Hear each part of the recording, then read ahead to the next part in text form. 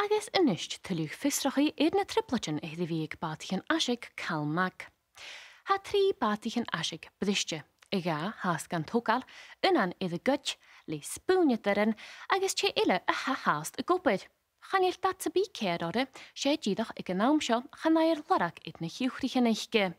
Math sinne had iad cúte héichen a ha big an na sinne a thors i bheis. Bí an géóra is séaldach idir bagga chastil agus an tópan. Iad an cedafis idir ulupul agus stjarnaveg sí bírling gari chróing a vis i séin.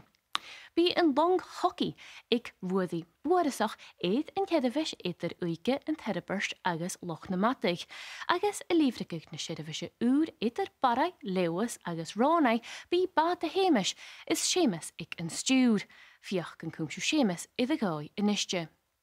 Gaisan a bhís a siúl idir trai chastil agus ársrosing jeifsiú na raibh a go péin, agus iad an cedafis idir in lerach i galta agus porste bhuling jeifsiú pedalo in dunne.